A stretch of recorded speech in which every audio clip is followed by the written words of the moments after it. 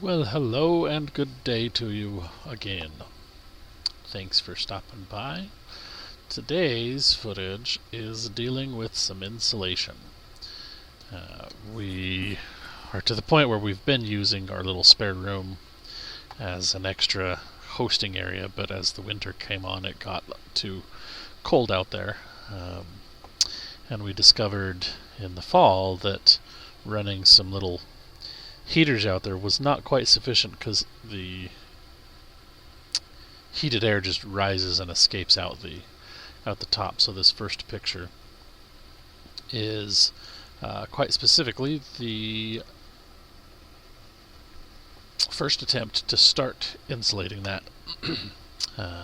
So we had ordered some spray foam kits, but while they were being delivered, we wanted to get a jump start, so we picked up some cans of just great stuff.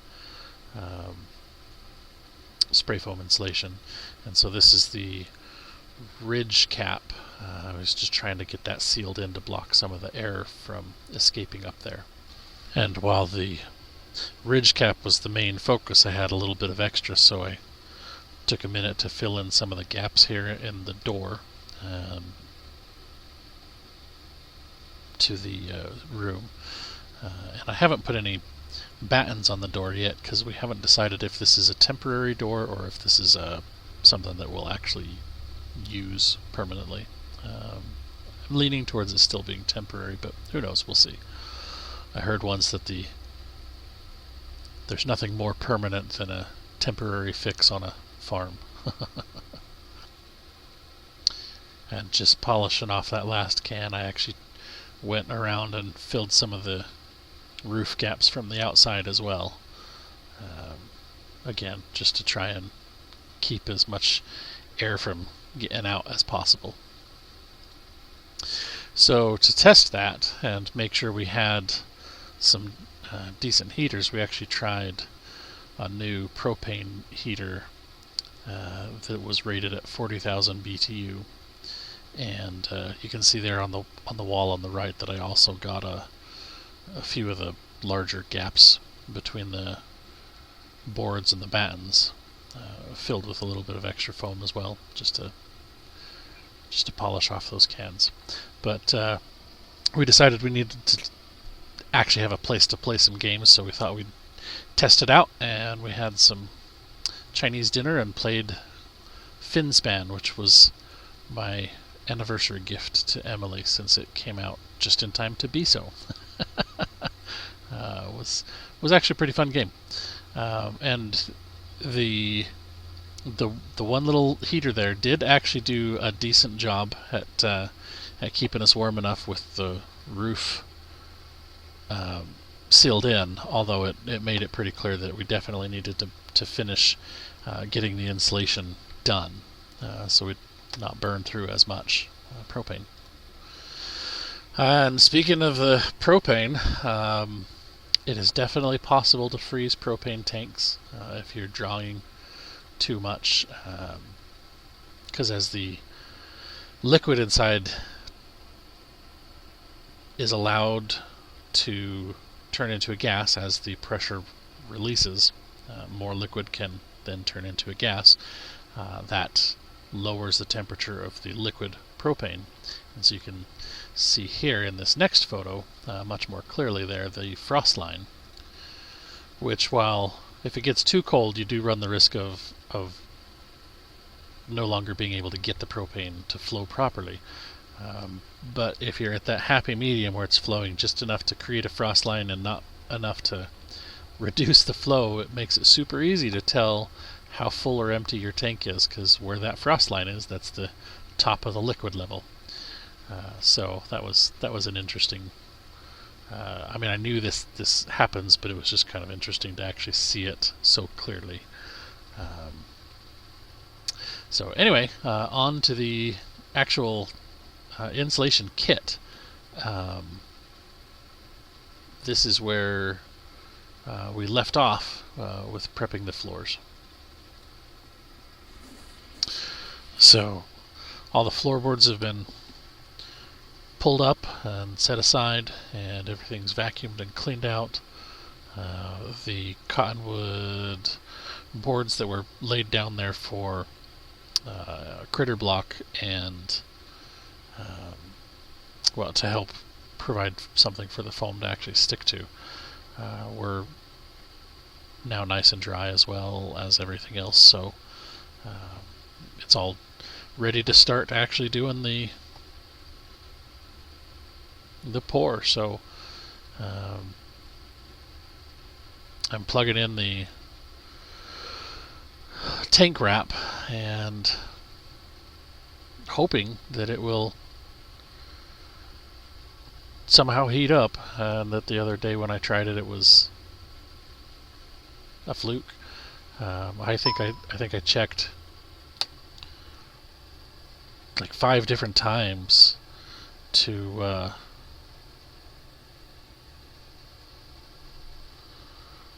try and get those to try and find a switch, figure out how to turn them on, but never did find anything that would work. Knowing that the tanks wanted to be warm, as well as the insulation would expand better if it was if the surface that's being sprayed on was warm, I decided I was going to run the heaters in here for a little bit. And the tanks themselves are still in the camper staying warm, so I'm just trying to get everything that I can think of out of the way, and actually getting ready. I just realized that the plug wasn't plugged in, so I figured I'd give it a few minutes. I ended up turning the camera off because that was kind of boring to just sit and watch me read. But after about 25 minutes, I think is what I waited, the wrap was still not warm at all. So I think I've decided that the next time I do the kits, I'm gonna build like a little tub, basically, or find some form of tub that I can put them in and fill water around them, and then I will use our little sous vide to just set it at 80 degrees and just let it go. I figured that'll be an ideal way to keep them at the perfect temperature. So what I'm doing now is the instructions said to just to shake them for 10 minutes to make sure that nothing is settled and the chemicals are properly mixed. So I'm just watching a YouTube video on my phone, and I set a timer for 10 minutes, and I'm just rocking them back and forth, changing directions every now and again, and just getting them stirred up and ready. That was some of the construction materials have various times, like when tiling, you've got to let the thin set slake, for instance, and those times are just kind of dull. Ideally, you'd have something else to do, but since I did all my prep work ahead of time, there really wasn't anything to do. So now that the timer's up, I can start hooking everything up, and they're pretty straightforward. This particular brand doesn't matter which tank goes to which hose, because both chemicals come out equally and get mixed in the gun equally. So I know some of the kits out there have a different size fitting for the different tank to make sure that one, and I guess it just depends on the chemical formula for that particular company. I went with this this brand specifically because their spray foam is E84 rated, so it is actually rated as a fire retardant. A lot of spray foams being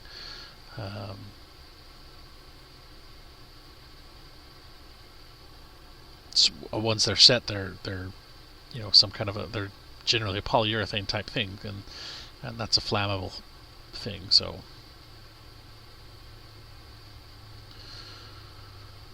I used the box they came in to do the first initial test spurt, and then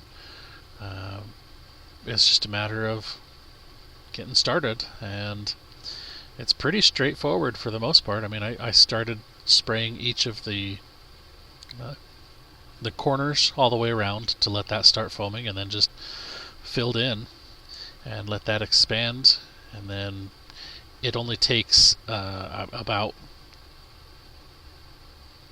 2 minutes for it to really fully expand, and then it says you can come back and spray as soon as 5 or 10 minutes later to get that second layer. And so I'll just spray one area and then move on, and if you look at the protective clothing, you can clearly see my shoe through there. It was definitely worth wearing because the foam did get it, especially as I started to spray the walls and the ceiling. It really did get everywhere, which is what I'm doing here. And I should have gotten rid of that extension cord, so now I have an extension cord that has lots of little drips of foam all over it. But as I was getting up to the level of the floor, the top of the floor joists, the foam just started to stick to the fabric of the jumpsuit and ended up tearing through. And for about 3 weeks, my shoes had little bits of spray foam that just had to eventually wear off as I continued wearing them. I decided to start with this left wall because this is where the wood stove is going to go up against. And I think I mentioned this in the last video that this kit was intentionally purchased originally to completely insulate the floor, the whole floor of the trailer. But I ended up deciding to insulate this whole center section so I could go ahead and get it ready and get it installed. And I didn't realize this at the time as much because I was just feeling a little bit rushed. But I think I paused too many times. As you can see on that right wall, there's ridges. It wasn't spraying in a fan pattern anymore. It was spraying more of a cone. So I think that nozzle needed to be replaced, and especially if you look up there towards the top section, you can really see that it wasn't coming out as well as it needed to. But that was the very end of the tanks, so I just figured I'd go ahead and keep working as much as possible. And so you can see the size difference between the two kits here. The bigger kit is designed, says it's designed to spray 605 square feet at 1 inch thick, and then the smaller kit is designed to spray 200 square feet at 1 inch thick. And so this kit was designed with the intent of completely filling in the ridge cap for the entire length of the trailer, but I decided I was just going to use it to try and finish filling in this whole area, get a little bit thicker wall insulation, and then get all of the metal on the roofing in this middle section taken care of. And you got to do the same thing and shake them for 10 minutes, so that's what I'm doing here. This kit did not spray as well, and there could be a bunch of different reasons why, but I think the main reason is that I left it in the box when I brought it inside to warm up, and I don't know that it actually warmed up, because that's some pretty thick cardboard, which is a fairly good insulator, all things considered. It's not very structural, so that's not really a benefit, but I think it actually kept them from coming up to full temperature. And you'll see the first kit, like if you look at the the vacuum there was a little bit of an issue, but you can see here that it just drips everywhere.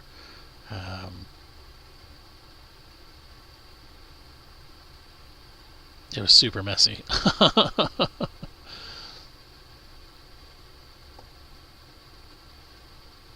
And yes, I realized after the fact that I forgot to put the safety glasses back on, and ended up getting several splatter drops on my glasses. So that was definitely a lesson learned. But here I'm just trying to fill everything in as much as I can up there, and at this point just using up the rest of the tank.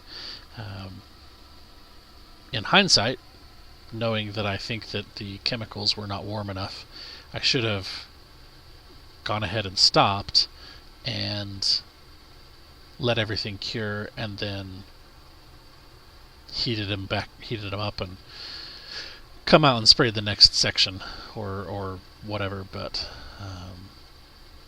you can see where I'm spraying here, it's not expanding as much as it should. But again, I just ended up using the entire tank, and I was very careful here as I was derobing to make sure that the mask stayed on, because I know the chemicals in here are going to be pretty potent. And as I go outside, I waited until I was actually completely out of the door before I took the mask off, and even so, after turning the camera off, I stepped outside, took that off, and was still hit with a giant blast of the chemical smell. So that mask definitely did its job, and did what we need. So that's where we ended for this footage. Next I'll be putting everything back together, and then we'll be working on actually putting down some cement and tile, and then we'll hopefully in the not too distant future be able to get a wood stove in here. So thank you for your time today, as always. God bless you and yours, and stay safe and healthy out there.